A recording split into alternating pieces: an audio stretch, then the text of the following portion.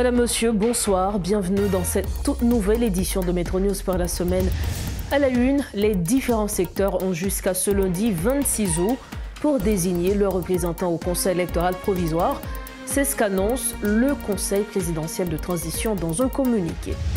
Arrivé ce jeudi au Cap-Haïtien, le Premier ministre Gariconi veut évaluer les infrastructures et le potentiel économique, touristique des départements du Nord et du Nord-Est. Également au titre de ce jeudi, alors que les autorités n'arrivent toujours pas à lutter contre les gangs, la Croix-Rouge haïtienne veut répondre à leur mission et s'accommode avec les groupes armés.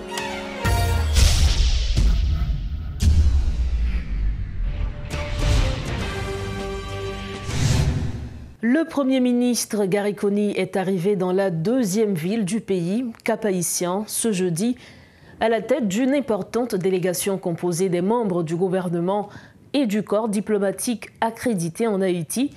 L'objectif de cette mission est de discuter avec les autorités locales afin d'évaluer les infrastructures, le potentiel économique, touristique des départements du Nord et du Nord-Est, afin de mieux articuler et de mieux orienter les actions gouvernementales en matière de développement de la région Nord. On est là pour visiter officiellement la région et envisager ensemble des options de solutions afin d'apporter des réponses appropriées aux enjeux socio-économiques et sécuritaires du pays. Le Nord-Est est l'une des priorités dans les perspectives d'action de développement intégré et intégral du gouvernement, a exprimé le Premier ministre Gariconi au début de cette mission. Le Conseil présidentiel de transition informe dans un communiqué qu'il accorde aux secteurs qui n'ont pas encore désigné leurs représentants un délai supplémentaire terminant le 26 août 2024 pour le faire, reconnaissant que le retard observé jusqu'ici est dû à des contestations ou à des irrégularités de la part des secteurs contactés. Par ailleurs, le Conseil présidentiel de transition donne l'assurance que la date du 28 août retenue pour la mise en place du Conseil électoral provisoire sera respectée. Et pour en parler, nous avons avec nous sur le plateau Maître Patrick Laurent, consultant juridique de Métropole. Avec lui, on abordera également d'autres sujets, notamment les sanctions américaines contre le président Michel-Joseph Martelly. Bonsoir Maître Patrick Laurent, bienvenue sur le plateau. Bonsoir, c'est un plaisir de répondre à votre invitation. Bonsoir à tous les téléspectateurs et téléspectatrices de télévision Métropole, Métro News. Alors, plusieurs personnalités politiques, notamment en série de anciens premiers ministres, anciens présidents sanctionnés soit par États-Unis ou bien Canada. Le dernier cas en cours, c'est des sanctions qui prend contre le président Joseph Michel Martelly par les États-Unis. Mais il y a un pile spécialiste qui a parlé de ce dossier. Il a dit que c'est en décision politique et non judiciaire. Qui ça nous doit comprendre, sous qui base, il a dit que c'est en décision politique et non judiciaire, M. Patrick Laurent. Bon, par contre, sous qui ça, chita pour dire son position politique, ça veut dire que c'est des grands intérêts politiques, comme c'est les États-Unis, Patavlé et Michel Martelly. Sur le plan politique, il y a un problème politique là. Bon. Alors, la vérité, c'est que ça n'a dit, c'est que jusqu'à présent, la justice américaine n'a pas saisi de dossier. Ce n'est pas seulement pour le président Martelly, pour le Premier ministre Lamotte, pour le sénateur Foucan. Décision, ça prend, c'est pour une décision judiciaire. Là, on dit que c'est pour une décision judiciaire, ce n'est pas un tribunal qui prend une décision contre eux. Ou bien, jusqu'à présent, pas gain, ça nous a dit, en Haïti, pas gain action publique en mouvement contre eux. C'est-à-dire, procureur aux États-Unis, je voulais, pas déposer un dossier dans le tribunal contre ni Laurent Lamotte, ni Michel Martelly, ni Foucan. Maintenant, décision ça prend, c'est une décision qui est dans le Trésor américain. Il n'y a pas qu'une décision juridique. Et à ce moment-là, il y a même qui concernés, capable d'écrire, et service concerné pour dire où gagne les fonds erreur, ou bien ça c'est pas comme ça ça il y a des suppléments d'informations, soit il rectifié ou bien il maintenu décision. Mais sur le plan, on a dit, en termes judiciaires, pas aucun tribunal américain qui saisit de questions ça, au tel point que vous avez dit, bon, qu'il est la mode apparaître devant le tribunal, qu'il est matériel apparaître devant le tribunal, qu'il est Foucault apparaître tribunal, pour ne citer que cela, puisque au fond, les décisions, ce n'est pas une décision judiciaire. Maintenant, Maître Patrick Laurent, qui ça qui a venu son décision judiciaire? Qui ça pour déclencher les par exemple? Bon, alors, comprenez bien, si le gouvernement, l'État américain, gain une infraction, un crime, une faute, il reproché un citoyen qui te commettre sur le territoire, hein, ok, il est capable, à ce moment-là, il est capable de saisir un tribunal. Même genre, nous avons un exemple ça en Haïti, il y a des gens qui la justice américaine besoin, soit ils extradé, alors Haïti voyait le bail, généralement ils transfèrent les gens bail. Et la justice américaine, ils ont jugé, ils ont fini purger peine, qui ont déporté et retourné dans le pays. Mais dans le cas de sanctions qui prennent par le Trésor américain, il n'y a pas gagné une portée judiciaire. Ça veut dire, pour les gens, ils n'ont pas accusé, en termes techniques, ils n'ont pas accusé de rien sur le plan judiciaire pour dire qu'ils ne peuvent pas paraître devant le juge pour y aller plaider. Évidemment, décision ça que dit, c'est des mesures provisoires ou bien des mesures pour permettre, alors la même décision pour permettre nous amender si on fait ça reproché, ça indexé là-dedans pour changer comportement. Est-ce que nous avons dit une sorte de rappel à l'ordre, puisqu'on dit c'est en décision côté où rappeler Mounio si on te confond pas pas faire encore. Est-ce que c'est même gens dit anti-moun pas fait ça encore sauf faire mais ça va privé au pied devant. OK, alors la vérité ça même nous petit goûte plus puisque même s'il n'est pas devant le tribunal mais il y a des incidences économiques financières qui arrivent notamment gel fonds alors on dit gel fonds comme bloqué. Yo me demandé pour moun pas faire affaires avec eux, ils dit pas faire business avec eux, pas acheter la main yo. Donc c'est pas vendre yo, si vous voulez. Mais il y a un aspect ça et même incidence sur le plan local, il y a un pile monde qui prend des sanctions internationales que Canada ou bien États-Unis et même Haïti, secteur financier, secteur bancaire en Haïti a réagi, il n'a pas bloqué comme là même. Je dis pas de problème non. Viens chercher comme vous. Ils ont écrit une gentille lettre pour dire viens chercher comme vous. C'est bon comme blanc en liquide, en chèque ou bien. Ils remettent tout comme vous. Le grand dilemme qui gagne, ils remettent tout comme là par chèque. Donc les gens ne peuvent pas utiliser. Bon, pour utiliser, il faut changer. Justement. Ou pas cacher. Alors, même si vous ne pouvez pas cacher, on met un bémol. Si comme vous gagnez dépassé 10 000 $, vous ne pouvez pas cacher. Or, en Haïti, c'est dans des devise américaine qu'on y a, il y a des gens qui normal qui ne ont aucune sanction ni internationale ni sanction judiciaire haïtienne contre lui. Ou bien comme la banque, ils font un retrait $300, ils disent non, je dis à ces $100 en bas.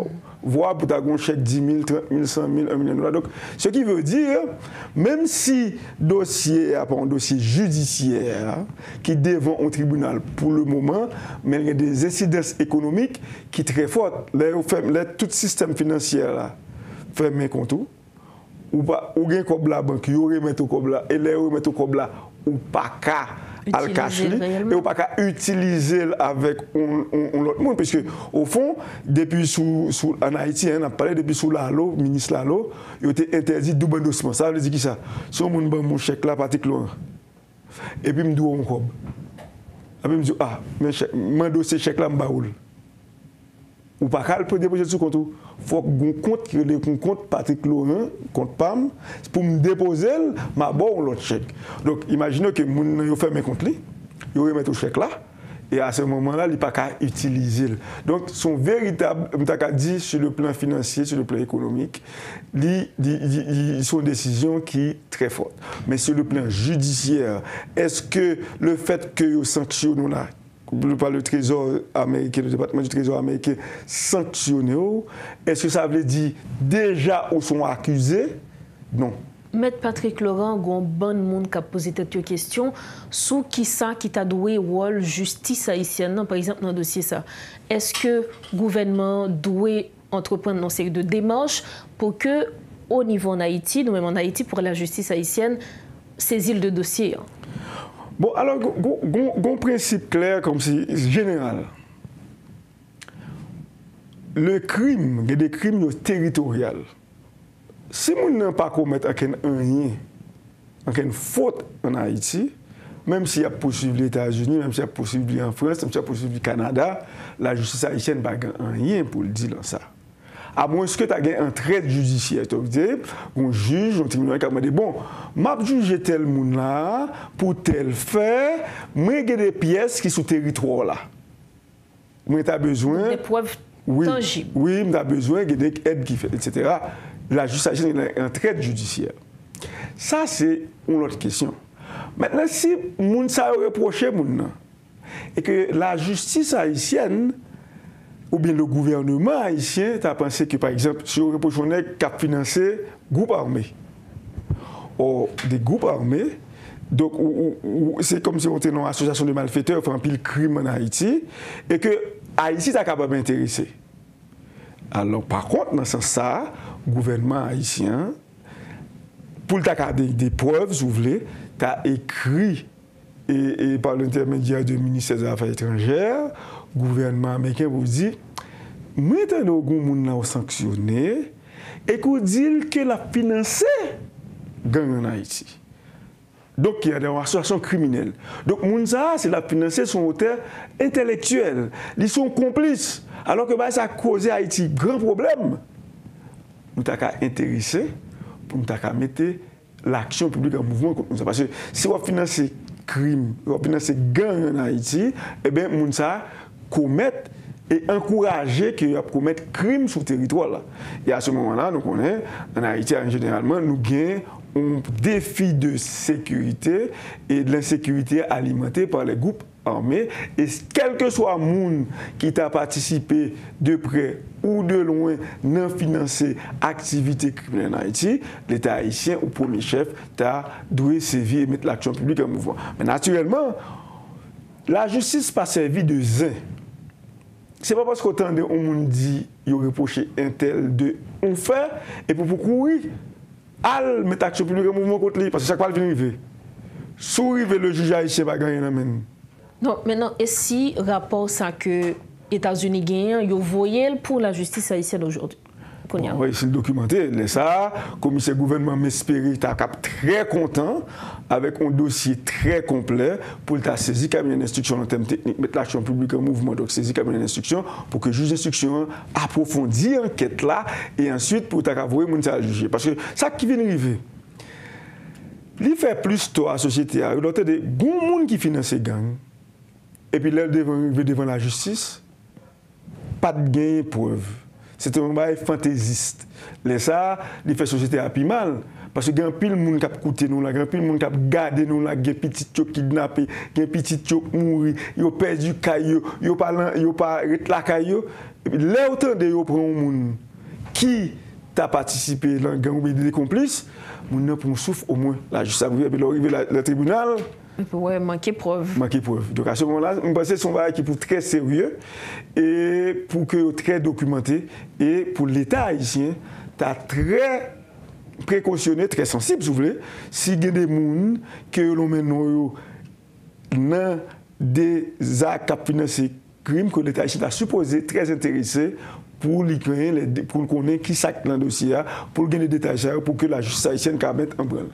Pendant que le dossier s'allie au cœur de l'actualité en Haïti, nous connaissons, il y a aussi le gouvernement de transition et également le CPT qui doit travailler pour justement arriver à résolution. C'est un grand chantier que vous gagnez comme feuille de route pour transition ça.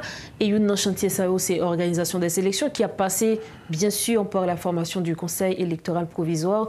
Et concernant le Conseil électoral provisoire, là, nous connaissons pile tergiversation, pile discorde entre secteurs pour désigner représentants yo, et avec le CPT qui, je dis, à partir du 26 août dès que un secteur, c'est vraiment dernier délai pour le secteur, vous voyez, représentant. Maintenant, nous, on est gens curieux, M. Patrick Laurent, pour nous connaître qui ça a passé si le secteur n'est pas arrivé en temps. Est-ce que le Conseil présidentiel transition est capable de décider d'emboîter le pas simplement avec les gens qui voyaient représentant, ou du moins, est-ce que même il y a désigné tout carrément un monde pour ce secteur-là? Bon, c'est une très belle question. Et la Constitution 87 a un article transitoire. Bon, 87, premier. Un article transitoire pour que tu montes le conseil électoral et puis gagner des secteurs qui n'ont conseil. Maintenant, alors il y a des précédents. Là, un secteur pas voulu voir moun et président en ce temps-là, qu'on choisit de l'autre monde ou ajouter de l'autre secteur. Quand il y a là, il y a un accord 3 avril. Est-ce que l'accord 3 avril là, t'es dit, mais dans quel secteur choisi moun? C'est notre bain. Ou bien l'accord 3 avril t'es dit, c'est secteur cap voyer moun. Je pense que malheureusement, parce que l'accord n'a pas publié jusqu'à parce que, oui, alors, c'est ça le drame. C'est ça le drame. Parce qu'on a parlé d'un accord sur le plan, alors, on a dit, sur le plan juridique qui n'est pas opposable au tiers, puisque, au fait, en Haïti, les actes d'État, ils sont supposés publier dans le moniteur. Donc, en fait, ça appelle là sur le plan juridique, son rimeur, c'est une forme de tripotage. Ils dit nous un accord. Or, si un accord qui engage l'État haïtien, il faut qu'il soit publié dans le moniteur. Bon, nous ne savons pas pour qui ça, pour quelle raison, pour l'autre, il n'est pas publié dans le moniteur. Bon, naturellement, quand il y a un accord, a dit. Qui ça a dit? Est-ce qu'il y a désigné dans le secteur?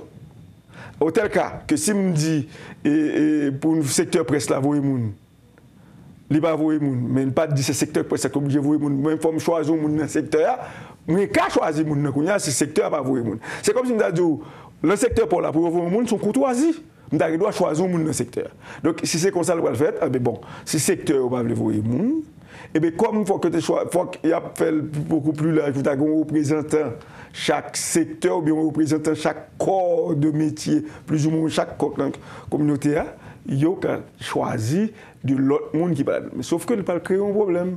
Parce que si c'est le conseil présidentiel là qui vient prendre le météo, dans le conseil électoral là, et puis pour le monsieur AJH, pour le dire, il n'y a pas désigné pour aller. Donc, on a l'impression que c'est une crise dans la crise, qui peut poser plus de problèmes. C'est ça que tu as souhaité. Au fait, c'est pour montrer tout qu'on y a maintenant, que une crise profonde en Haïti, ce n'est pas seulement une crise politique, c'est une crise sociétale. Monsieur politique il dit, OK, il faut protester, envoyer moun, problème. Il faut droits humains, envoyer moun, problème. Faut que journalistes voient moun problème. Donc finalement, Haïti, c'est son vaste problème, puisque ce n'est pas monsieur politique. Alors qu'on a, nous-mêmes dans la société, on a dit c'est monsieur politique, pas 40 ans, mais qu'on a un digne, chaque secteur social. Donc ça veut dire Haïti, c'est un problème. Bon, maintenant, il faut que vous fassiez conseil électoral là. Comme vous avez un délai, nous ne pouvons pas dire qui ça clan accord 3 avril là, parce que le pas publié, et s'il pas publié, nous ne pouvons pas parler trop de lui. Théoriquement, pas opposable à nous, peut-être opposable seulement à moun qui était signé, c'est peut-être une forme d'accord sur sein privé. Bon, c'est un cas insolite, mais ce qui est certain, c'est que si vous montez le conseil électoral là, et que le secteur pas vous moun, qui outils vous gagnez en main, qui pion des échanges que vous gagnez, est-ce que les ça, vous avez décidé vous-même, vous montez le conseil électoral là. Vous choisissez des gens dans notre secteur. Même si, par exemple, dans le droit humain, les gens pas un peu pour les gens qui sont dans le droit humain quand même, les ça, pour avoir des problèmes, les gens qui montent au créneau. Et jusqu'à présent, ils n'ont pas choisi. Il y a des secteurs qui ont monté au créneau pour dire, Jean a fait là, il n'est pas comme ça. Donc, son pays véritablement malade.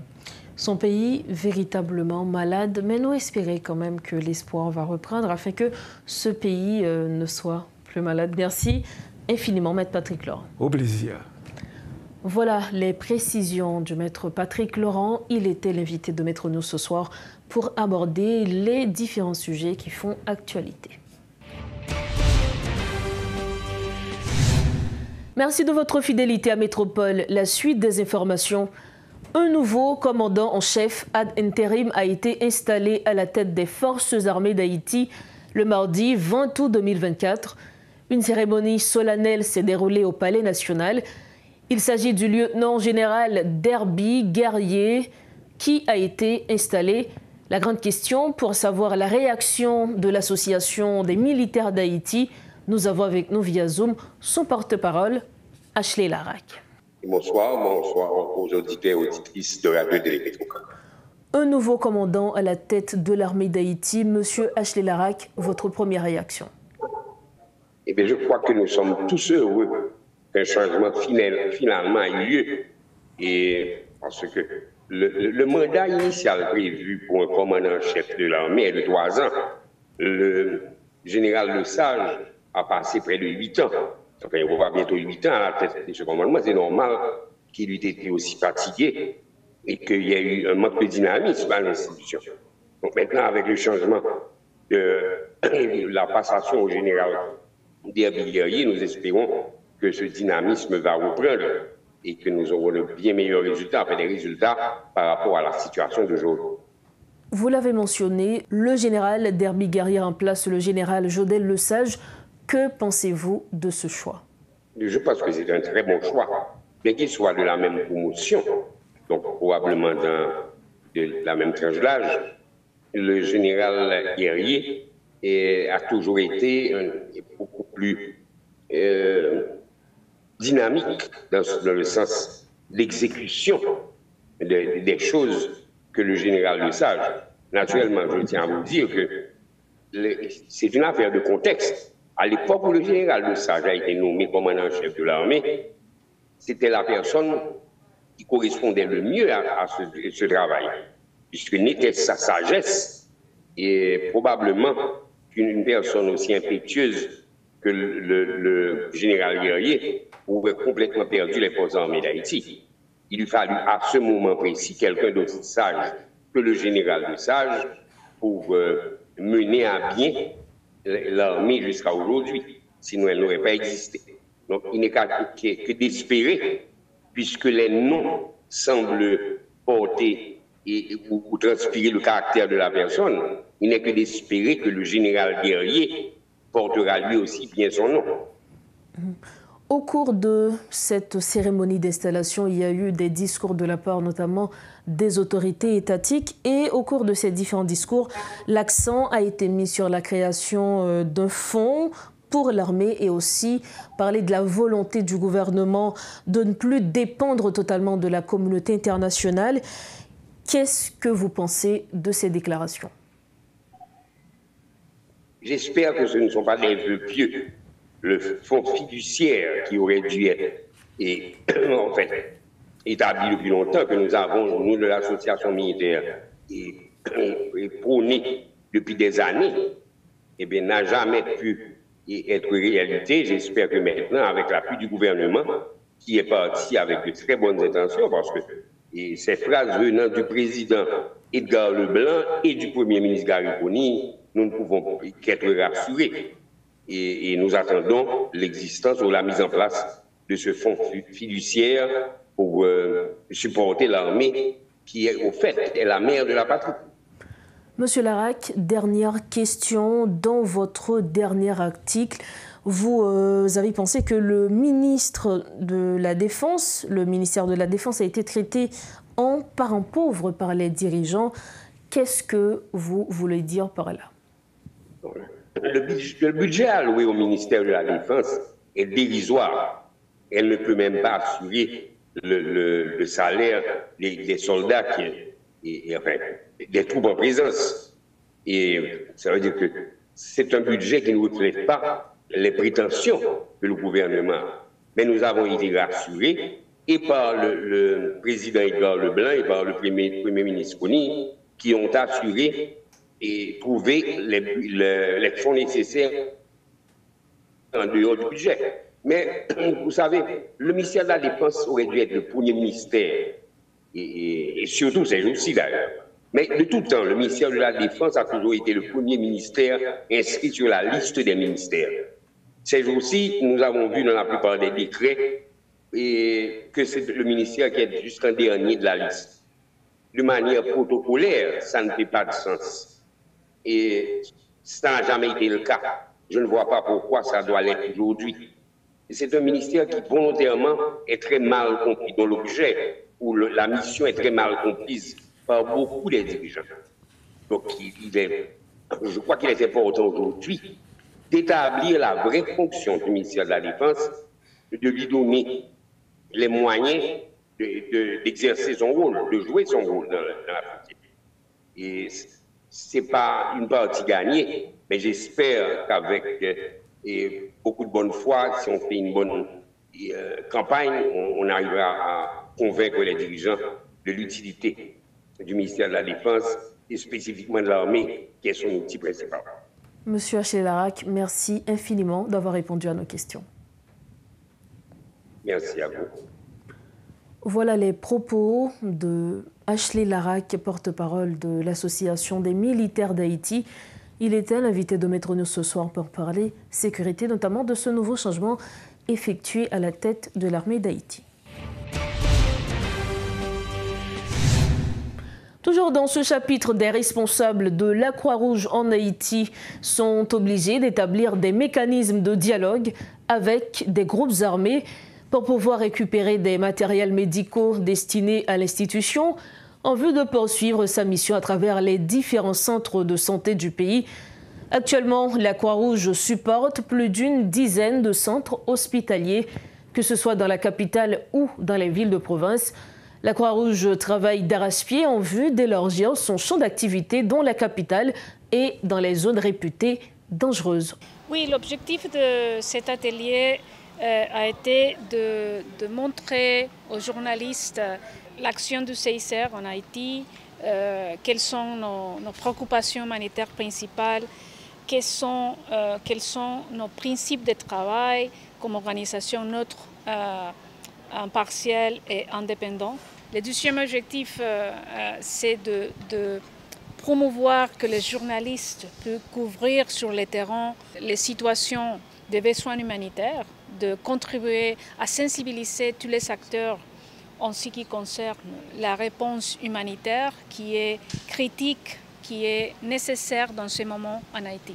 Comme CICR, on essaie de promouvoir l'accès humanitaire de la part des personnes qui sont plus affectées par la violence armée aux services essentiels comme les services d'urgence médicale, particulièrement les services préhospitaliers, c'est-à-dire pour stabiliser les blessés par balle avant qu'eux puissent être transportés aux hôpitaux qui reçoivent ces blessés.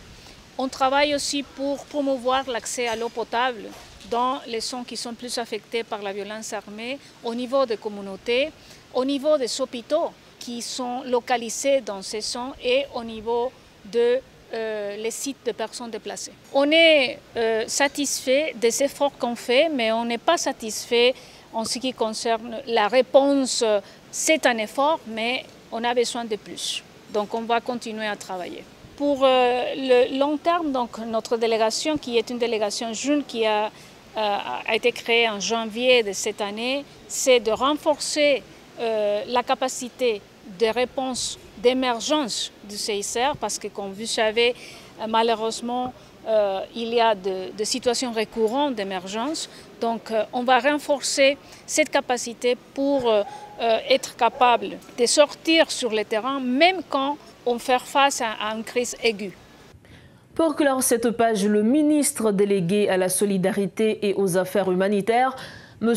Erwil Gaspard, a organisé ce jeudi à l'Hôtel Caribé une journée de formation avec plusieurs médias du pays sur le journalisme humanitaire dans le cadre du symposium humanitaire qui doit se dérouler les 22, 23 et 24 août 2024. L'initiative est sortie dans la volonté que le gouvernement a gagné pour lui adresser les problèmes humanitaires. Donc, nous sommes capables de remarquer le thème qui symbolise le symposium pendant 3 jours. Donc, je me rappelle que jeudi, c'est la première journée. C'est l'idée pour nous inviter la société vers un pari. Pari, c'est un défi que nous devons répondre ensemble. Donc, c'est vraiment un pari, et je suis capable de dire, qui implique le gouvernement, l'international et également la société civile. Donc par rapport à ensemble enjeux qui gagnent, par rapport à la crise humanitaire, seule façon nous capables d'adresser et porter une solution durable à lui-même, faudrait-il que nous impliquions le gouvernement, d'impliquer tête international à impliquer dans toutes dimensions et également le communautaire impliqué ensemble pour nous capables d'adresser le problème. Pour nous arriver à faire, il faut que nous d'abord considérer que sa population attend de nous comme étant un défi et ensemble nous décider d'adresser. Nous sommes capables de faire plusieurs conférences, plusieurs interviews pour nous parler de chiffres de ces questions humanitaires. Tout le monde connaît déjà, mais nous pensons que la meilleure façon pour nous capables de sensibiliser les gens qui sont déplacés, les gens qui vivent dans une situation de vulnérabilité, les gens qui ont côtoyé au jour le jour, les gens qui sont là pour défendre tout, c'est sensibilisation pour nous faire pour eux. Et le meilleur moyen pour sensibiliser, c'est outiller pour outiller sur les exigences, sur les besoins de l'humanitaire pour nous arriver à faire travailler ça. Nous pensons que les journalistes, c'est le meilleur public, meilleure catégorie sociale. Nous sommes capables d'utiliser Jodia pour non seulement conscientiser à partir de problématiques humanitaires, et eux-mêmes, ils sont capables de mieux faire travail pour répondre à besoins des gens qui sont vulnérables. Les perspectives? Perspective, c'est continuer le symposium demain et samedi, côté que nous avons gagné des représentants de différents ministères qui sont dans le secteur social là. Nous avons gagné un pile représentants d'agences qui sont venus ici demain et samedi pour nous capables encore discuter sur un plan de réponse nationale humanitaire pour nous capables d'adresser le problème de façon globale. Je veux bien dire, il y a un plan qui va permettre que nous adresser le problème de façon intégrée et globale. Nous sommes au terme de ce journal. Avant de partir, voici le rappel des principaux titres à la une de ce soir. Les différents secteurs ont jusqu'à ce lundi 26 août pour désigner leurs représentants au Conseil électoral provisoire. C'est ce qu'annonce le Conseil présidentiel de transition dans un communiqué. Arrivé ce jeudi au Cap-Haïtien du Premier ministre Gariconi, le chef du gouvernement veut évaluer les infrastructures et le potentiel économique touristique des départements du Nord et du Nord-Est. Alors que les autorités n'arrivent toujours pas à lutter contre les gangs, la Croix-Rouge haïtienne, pour répondre à leur mission, s'accommode avec les groupes armés. C'est ainsi que nous refermons cette édition de Métro News. Merci infiniment de votre attention. Prochain rendez-vous demain vendredi. Entre-temps, restez sur Métropole. Bonsoir.